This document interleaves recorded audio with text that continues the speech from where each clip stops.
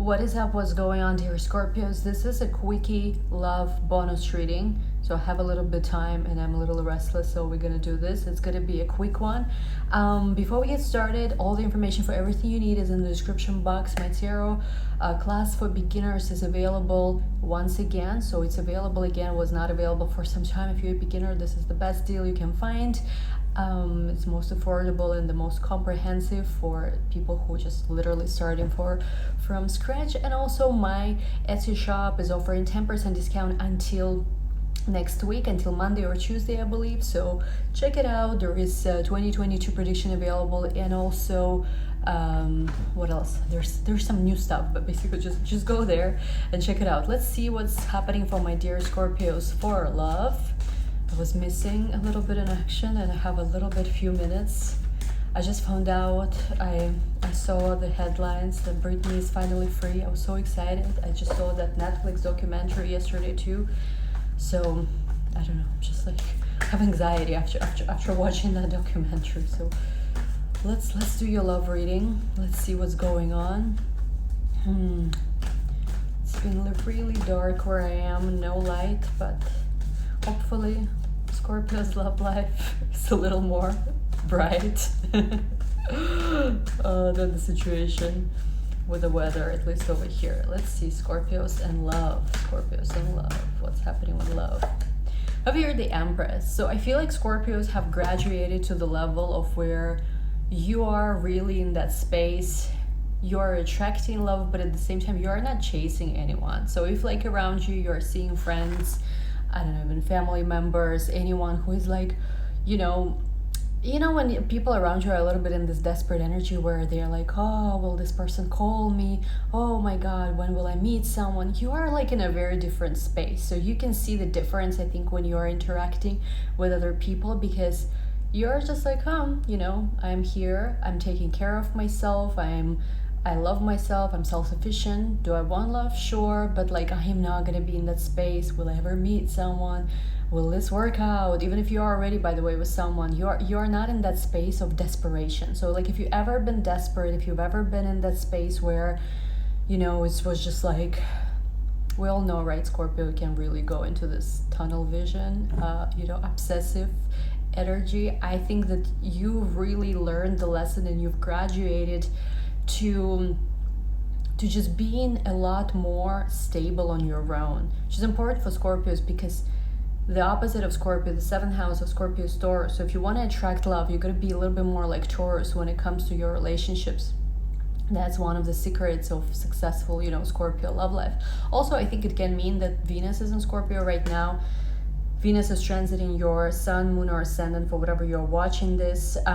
There is abundance over here, so you are really starting to enjoy more comforts, more luxuries of life. And I think because you kind of like elevated your game, you elevated your self-worth, you stepped up your game, you leveled up, you can say that. You're also in that space where you're a lot more selective who you share yourself with, who you're communicating with. Okay, let's of course, this could also mean that you are dealing as well or communicating with a Taurus or with a Libra. Could be even Gemini, I'm seeing here. See, Scorpios. But if you're 4 of Cups, and I don't know what it is, but with the Empress next to 4 of Cups, maybe no one, how do they say, strikes your fancy or something? Where you're like, with the 4 of Cups, I'm not sure. Should I move? Is this worth it? And I think, by the way, because we are going through also a retrograde season, and it is for you in the 12th house, expect at least 3 people from your past, maybe even 4, but I think more like 3 or 4 people from your past make a re-entrance. Again, it doesn't mean that you are going back together with them. It doesn't even mean that you have to respond to their message or communicating. But I really see for you at least a couple of people resurfacing from the past, which you're not too interested in. You're like, I don't know if this is what I want. Or maybe some of you are like, I definitely do not want anything from the past. Like, burn some sage maybe or something, go away, bad juju. We have here at 6 of Pentacles. It's more like, I feel like even if you're responding to anyone right now, you're just being sort of like generous. You are being nice to people, but you are not entertaining anyone. I'm getting that for some of you who are like in a dating website, you are responding to some people, but it just doesn't feel like, I feel like whoever I'm tuning in today, because obviously there's a lot of Scorpios watching this. Some of you resonate with single reading, with not single reading. You're just, I don't know, you're not impressed by anyone. You're almost like, you know, I am just gonna talk maybe to this person a little bit, but like I don't really want to. Also be aware of if you are a Scorpio who is dealing with anyone, that you are not settling for crumbs, because also this could be for some of you where another person is like this. They are acting disinterested, they are acting like they have other options, and they're giving you bare minimum. So if you're dealing with like a minimum investment type of guy or girl, be careful too, because I do see in your space there's someone who could be right now like just giving you the bare minimum. It's also not cool. Nine of Wands, again, just like I said, be careful. Nine of Wands is literally this energy. But I am also getting that I think this is something you're starting to recognize, that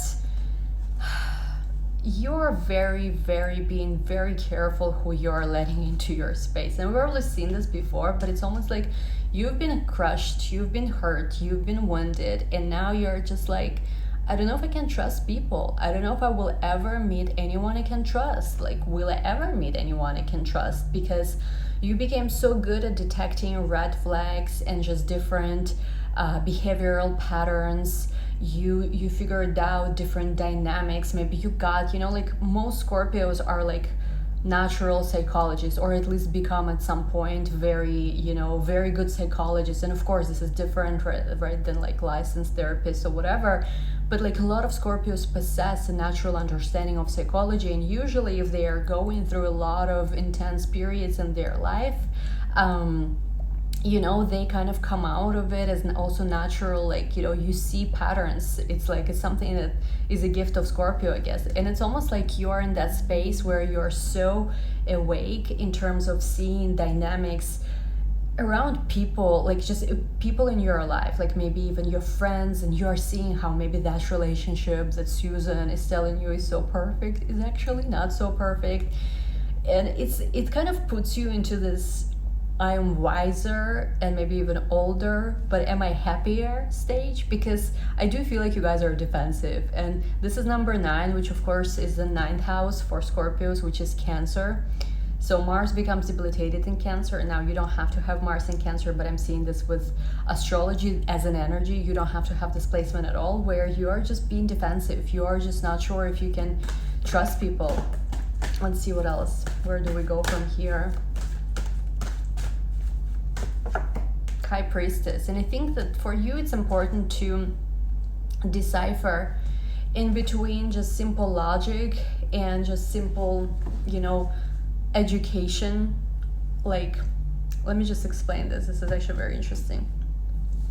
The High Priestess sits here between 2 columns, B and J, which were 2 columns that stood in the Temple of Solomon. Now, they are very connected to a principle known in Kabbalah, principle known as, the duality, right? Judgment, mercy, feminine, masculine energy. But where she sits in between her, we can see also kind of like these pomegranates, which are reminiscing of the Tree of Life. And there is a wisdom of the High Priestess card. The High Priestess represents the Tree of Life itself. Of course, she's holding the Torah scroll in her hands, which represents also, the consciousness of the Tree of Life too, the ways to connect to the Tree of Life. So why am I saying this? I think when we go, especially I think if you've been traumatized or if you've been through any kind of difficult relationship, our natural defense mechanism is putting us into the state where we are deciphering patterns, where we are like, okay, let's say you went through narcissistic abuse, God forbid, or something like that. You go into this very, factual analysis, which I think is extremely important and necessary, right, for you to heal and for you to remove any toxic negative patterns. However, the High Priestess energy offers something that's even a step further than that. Again, it's very important to not misinterpret what I'm saying, but let's just say there is toxicity around you and negative people. There is one way of looking at that as, these are negative people, I have to remove myself from them and whatever, and yes, they hurt me, whatever, blah blah blah, etc. Definitely, you know, no one diminishing somebody's experiences or trauma. However, with the High Priestess, which is highly spiritual view, this is where we take a step further on understanding experiences we went through. So we're no longer just looking at something from just purely psychological or purely like logical even perspective, but this is where this is where high wisdom steps in. Things like cause and effect spiritually, things like different soul contracts, things like why do we have some experiences in our life and how we can also spiritually grow. Again, I'm now one of these people who likes to use one or another, because I think there is a danger in just using just purely spiritual approach without understanding, like, let's say we've been through traumatic pattern in a relationship. So like if we just look from the spiritually, oh yes, my soul just chose this, while not necessarily also kind of like understanding it logically, there could be a little bit of danger in that. Same I think goes to just purely looking at it like logic, which is like tree of knowledge of good and evil, right, versus tree of life.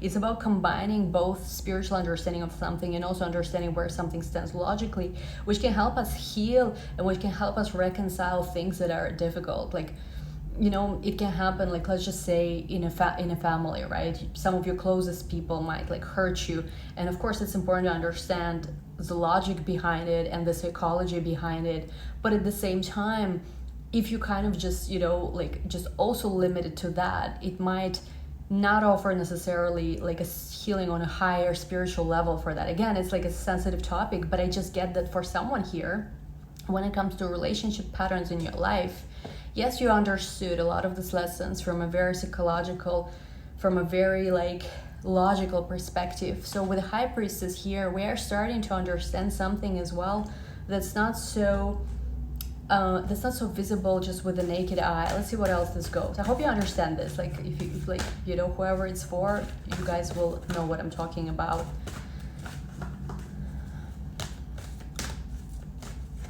We have here the Chariot as well, which is like duality again. We again have here black and white Sphinx. We have here, this warrior who is about to go on a journey, and of course there is an alchemical plate. There is like reference to the alchemical stones next to him, but the Chariot follows the star. So here in this context of things, there is something to say about the ultimate purpose and the ultimate vision you have for yourself in life. And I think that when it comes to love, and I'm like, oh my God, such a big, transition from relationship dating to purpose. I think that it's important to know that we are able to shift our timelines. We are able to create our experience. Now, again, this doesn't cancel certain, karmic processes we have in our life, certain spiritual processes we have in our life, but it does mean that we have a lot of say in what we also can experience. Although there is some karmic presets, such as our astrology chart, actually, we are not bound to the influence of the stars. And in a way, when the Chariot follows the star, even though we follow our stars, we do follow certain predetermined patterns. We should always remember that we can influence our destiny. We can change our destiny.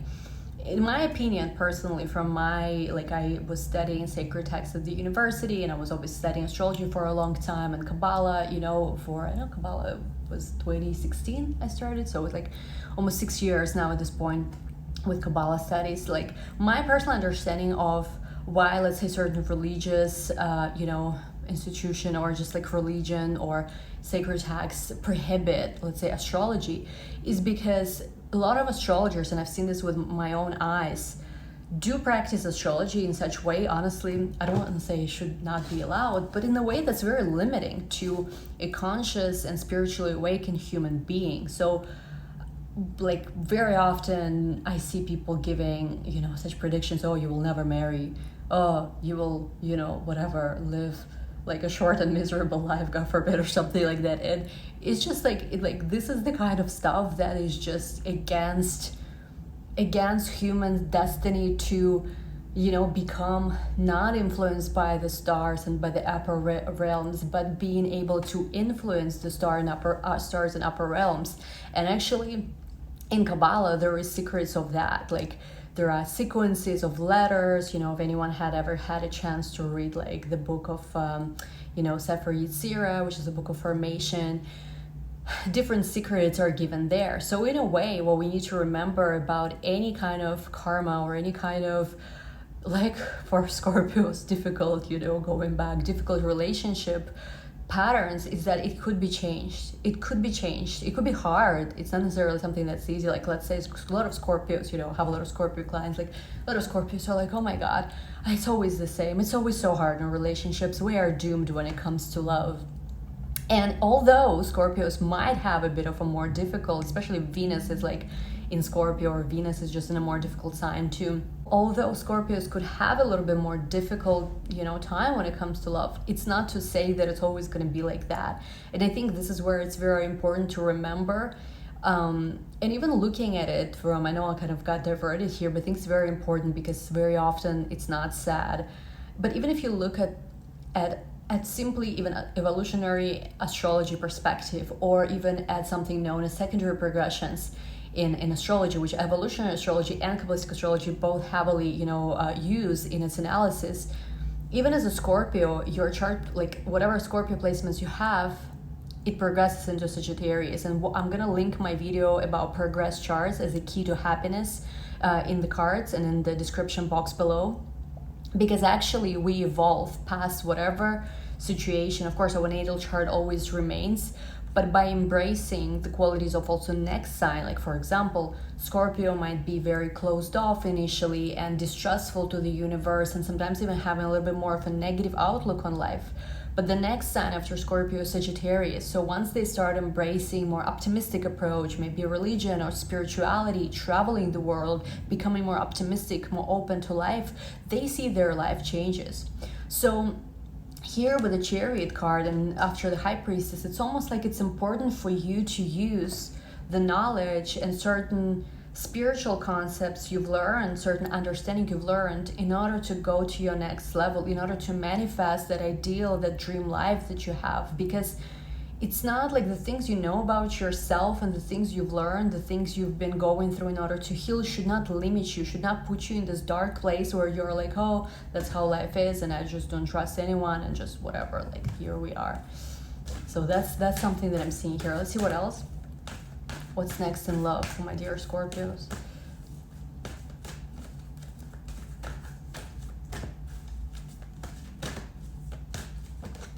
We have here Five of Pentacles coming up reversed.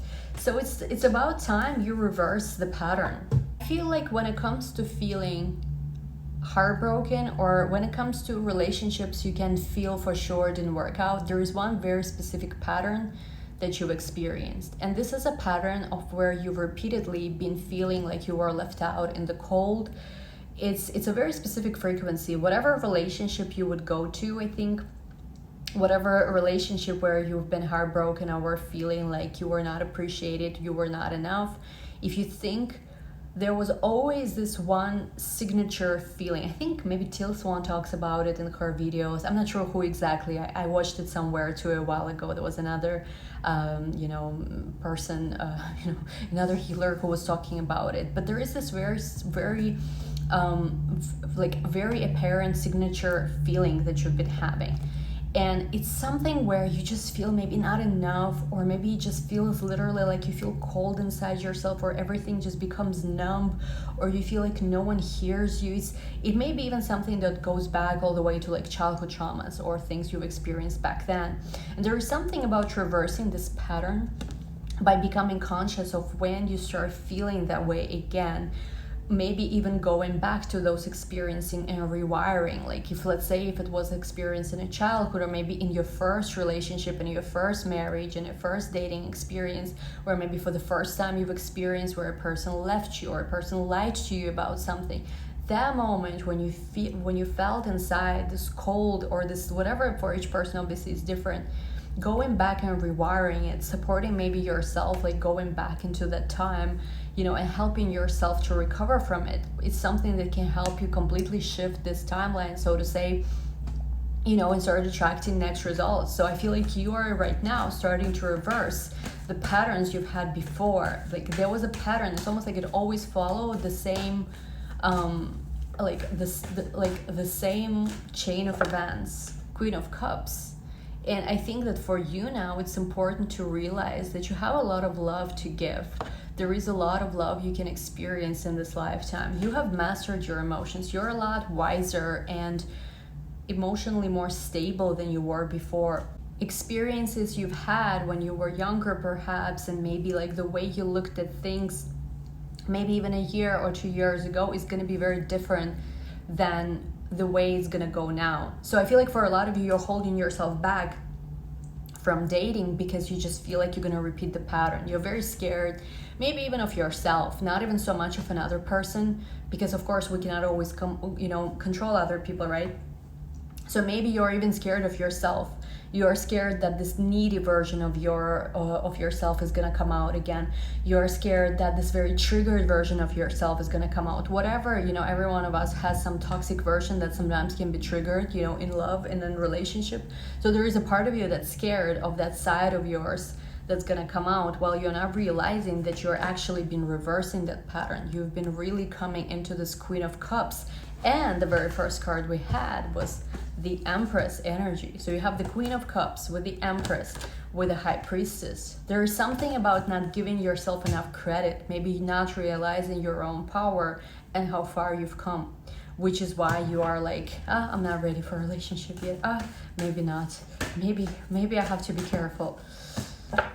3 of Wands, but it's actually, once again, there is this whole life in front of you, and it doesn't matter how old you are. If you want to feel love, I mean, I've honestly seen in my life people who are like 50, 60, I don't know, even 70, find love and have like stories. I'm like, wow, like I could never imagine something like this happening. But it's I think it's for any age, and especially if you're also younger, possible to have a different experience. I honestly had to catch myself on this few weeks back, where I was like, well, what's the point? It's always going to be like the same. And I was like, no, I cannot speak like this to myself. We cannot afford to have this type of mindset. A lot of these experiences that we create in order to survive no longer serve us once we heal. And I really think whoever's watching this, you might be either very close to this ultimate healing, or you have healed, but you're still kind of like sticking to experiences that made you feel, that were helping you to survive when nothing else was available. So like somebody here is not giving enough credit to themselves on how far they've come. I have here 3 of Wands to the Star, and I think that somebody here has healed and is ready to go to their next level. It could be about expansion, just expansion in your own life, expansion of your business. It could be some traveling, some trip that could really help you heal, or could give you like the perspective that you didn't see. The Chariot, once again, we said, follows the star, and we had the Chariot and the star both showed up in this reading. So I really think that whatever your destination is, whatever you were trying to accomplish, what is it that your life came to this world to accomplish, you found it, or you're right about to find it. So there is nothing like, oh, I'm not ready, or this will never happen, or I will never heal, because actually, in fact, even if on a cellular, like more deeper level, you are still healing and you like don't really see results yet, it is happening. And it's time for someone to like acknowledge that, because there is some very, very, very important love on the horizon, but it requires you to stop thinking of yourself like you were before, because I feel like the version of yourself that attracted those experiences and they had to maybe learn and heal through those experiences no longer exists. You're really changed. Like you really are a different person now, Scorpios. The thinking woman. So some of you are just also, there's something about the fall season, like September, October, when I'm recording this, basically, that's gonna shift. I also think that maybe in the past you thought that when you attract love, Scorpios are attractive, usually very like magnetic, sexy, all that kind of stuff. But actually what you don't realize is that what attracts your soulmate and what attracts the person you're destined to be with is not even, obviously everybody is attracted to looks, like let's face it, it's a normal thing. But I think that what's making you the most attractive with a thinking woman is your depth or knowledge, your smartness. I mean, if you think about it, for Scorpios, 8th house is Gemini. So 8th house is also sexuality, what's like how we attract others, how we become when we attracted to others. And Gemini is all about the smarts, the energy, the writing, the speaking. So what you think makes you attractive and what actually might make, you know, your soulmate connect to you could be very different from what you think. I think that for you it's also about not being scared to share your thoughts or writing, some kind of interest like that. Some of you could have Gemini placements, by the way, because I see a butterfly here. Also, numbers 4, 7, 11, 2 could be important. Somebody watching this, maybe life path numbers. So we'll take this to the extended, as you are attracting the love of your life and you're very close here to manifesting a major relationship you've been dreaming about all your life. Link to the extended is going to be down below. Once again, all my listings are on sale for 10% until Monday or Tuesday. Check it out in the shop. Love you all, guys. If you want to learn tarot with more secrets, my class for streaming tarot is also in the description box. Love you all. We'll talk soon. Bye bye.